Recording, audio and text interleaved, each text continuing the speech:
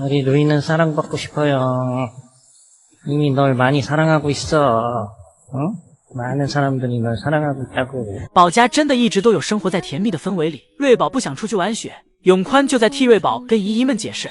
루이야, 일로 와라.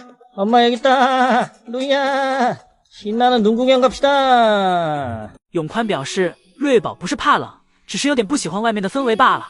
瑞宝喜欢待在室内，喜欢宅宅的，表示瑞宝需要在家补充能量。永宽的言语和语气都是满满的宠溺，对他这俩宝贝孙女根本不舍批评，温柔的跟瑞宝说：“瑞宝怎么舒服就怎么来。”然后给瑞宝备好竹子，让瑞宝记得多吃一点。 완전 루이 오늘 완전 털쪘다. 너 완전 털쪘어. 在永宽眼里，宝家每一点都是优点，都值得用浪漫的话描述一下。 응? 애교 부리는 거야 또. 而永宽也愿意用更多的时间陪伴宝家。两个爷爷都曾提到过，自己能陪伴瑞宝、辉宝的时间一天比一天少，自己必须要一直努力照顾好他们。对瑞宝、辉宝的青团也是从来不会嫌弃。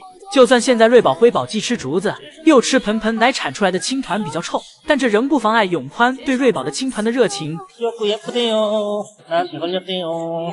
瑞宝开始觉醒打野基因时，永宽不是阻止，而是去鼓励。루이야, 당겨봐, 루이야. 아, 야. 야생성 있는데, 루이. 야생의 대나무를 흩뜨겠어. 瑞宝发现了好玩的后，给妹妹也喊了过来。 으쌰, 영차. 당겨봐. 在鼓励中长大的瑞宝、辉宝，这让他们在无形中透露出的气场，让人看上去比同龄的大熊猫更有自信，更有自己的想法，更有气场。为什么爱宝刚回来室内，去室外的通道门就又打开了？刚来园区的姨姨带着不解看向打开的通道门口，不一会儿，身上沾满糖粉的瑞宝屁颠屁颠的从通道门里走了出来。而就在刚才，爱宝在室外一挑二，爱宝一边防着眼前的瑞宝。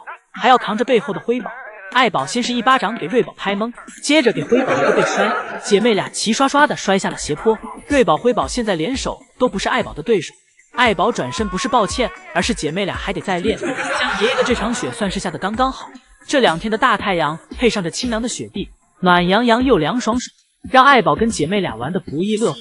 爱宝玩累了回家前，走前还给通道门口打上了标记，这是野生动物的本能。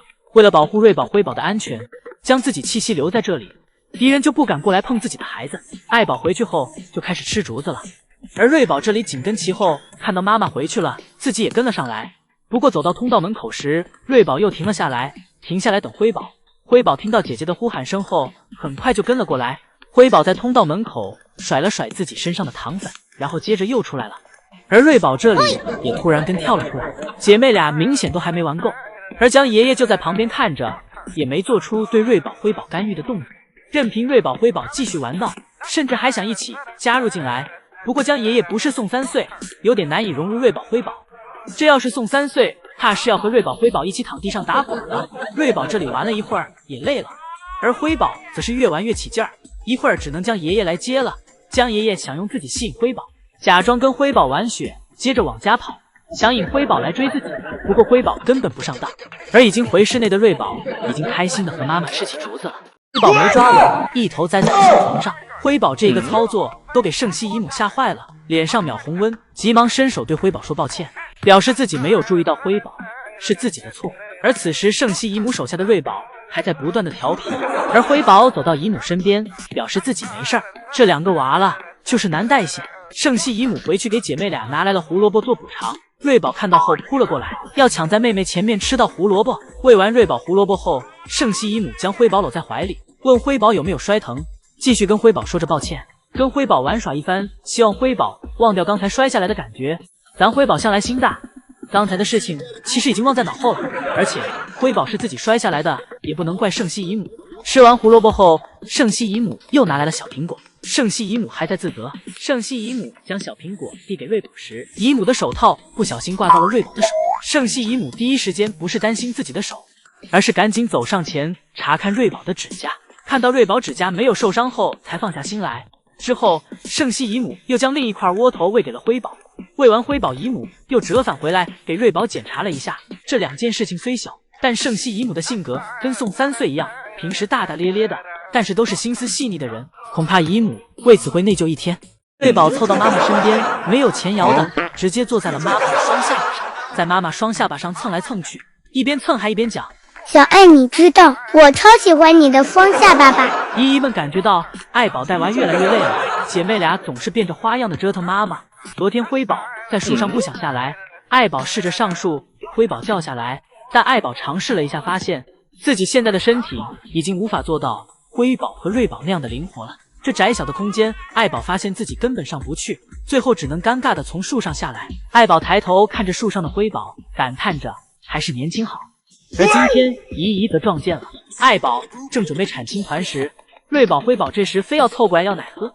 爱宝产个青团都不得空，有时候真的挺想让爱宝收拾一下这姐妹俩。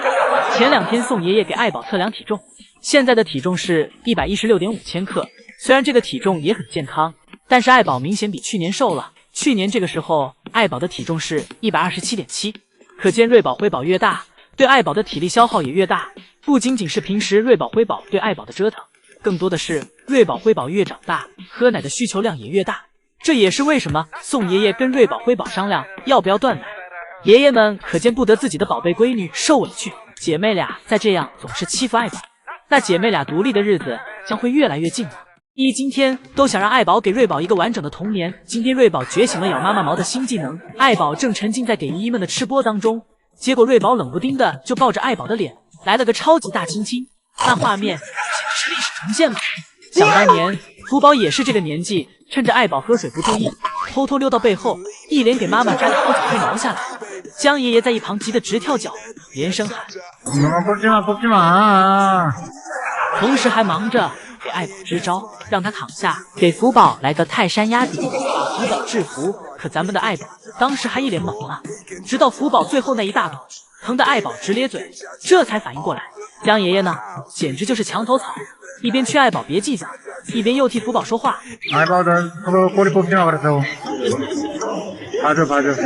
这次瑞宝咬的是爱宝的脸蛋，爱宝同样没有生气，爱宝只是轻轻的把瑞宝推开，用他那眼神杀警告了一下瑞宝，别逼我在人多的时候扇你。同时在心里感叹自己真是生了3个大孝子。而姨母们看到这画面，纷纷心疼爱宝，都想让爱宝再给瑞宝一个完整的。一会儿瑞宝回到室内，江爷爷第一件事就是给小亭子上的胡萝卜带走，防止瑞宝偷吃。